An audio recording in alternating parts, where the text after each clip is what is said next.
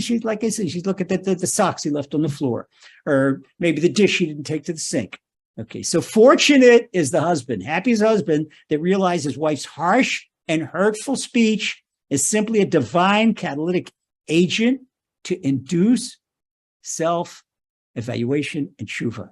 So this husband like that, he's got spiritual awareness. He's going to have a peaceful home no matter what.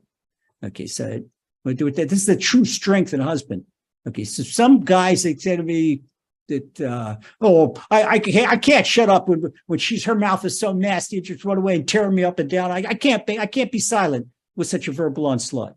So what they do, they join in the ruckus, and it's a big brawl, and it's a balagan. It's chaos.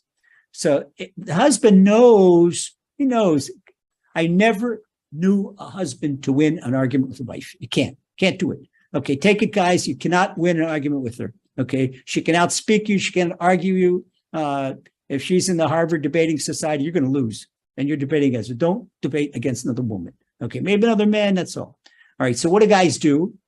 Instead, they know they can't beat their wife. Internally, they know they can't beat their wife in arguments. They try to outmuscle her. They try to yell at her and they speak stronger, raise their voice, or heaven forbid, raise a finger. That's really bad news. Okay, and much more. And they lose their self-control.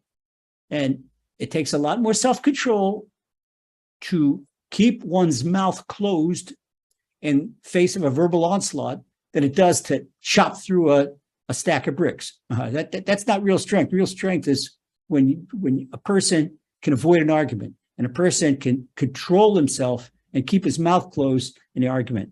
Now, our sages, also in the Gemara, they say a husband must be kind, humble, and never reign with terror over the members of his family. That means that anger is worse than pork. Okay, what's more, they say the world stands on a person who curbs his tongue at the time of an argument. Okay, where it says, excuse me, David, there's somebody that check and see that everybody is muted. Okay, thank you. Okay, so husband's got to be kind, he's got to be humble. And the Gemara in Tractate Chulin says, got to curb your tongue, time of argument.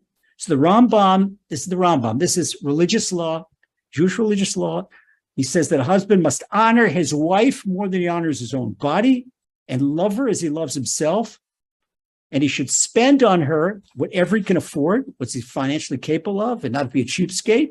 And he should speak to her gently, never in sadness or in anger. And this is in the Laws of Marriage, Hilchos Ishus, chapter 15, law 19 in the Rambam.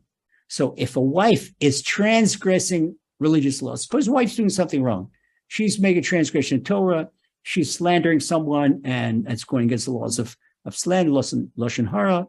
Okay, the husband does have the obligation to bring it to her attention. Sweetheart, we're not supposed to do like that, or this is, the Chafetz Chaim says that this is forbidden. But he doesn't object to a wrongdoing, then he's held responsible. This is what the Gemara rules out in Tractate Shabbos. But nevertheless, as the Rambam stresses, husband should still, even if he makes a little comment, he tread on eggs and be gentle with her and never attack her dignity. Okay, the more he respects her, the more she'll have confidence and a serene soul.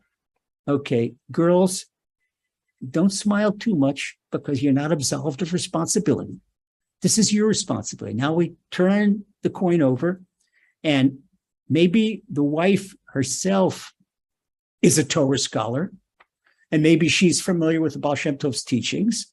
So now she thinks I'm an agent of Hashem. I'm a catalyst of Hashem. I'm doing Hashem's will by blasting my husband, wiping the floor with my husband. So she willfully wipes the floor with her husband. She thinks she's doing him a favor by correcting his soul. You don't have the right. Sorry, young lady. The Torah forbids verbal abuse, and no one is allowed to initiate verbal abuse. You can't initiate verbal abuse thinking that you're doing your husband or someone else a favor. Because if someone chooses, see what happens when a wife, in the case of a husband that did transgression, it's like a bolt of lightning, what comes out of her mouth. The Hashem put it in there. But if a wife chooses to be the punishing rod for a husband, she's going to be punished, because the Gemara tells us that Hashem lets a liable person be the punishing rod. In other words, that the person deserved punishment anyway, but now they've got more of a reason to throw the book at them.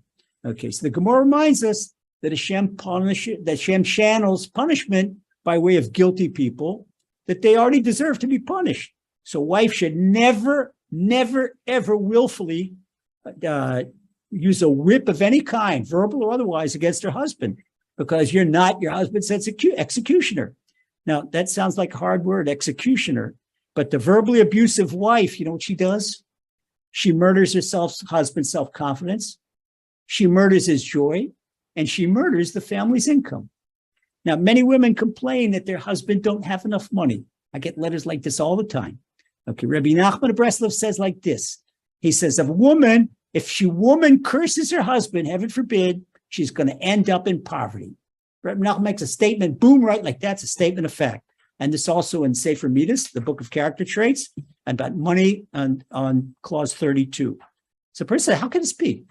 How can she lose the money? Because the Gemara in Tractate Bava Metzia says that a husband's income is by virtue of the wife. But even though it's by virtue of the wife, he's the spiritual conduit that the divine influence flows through.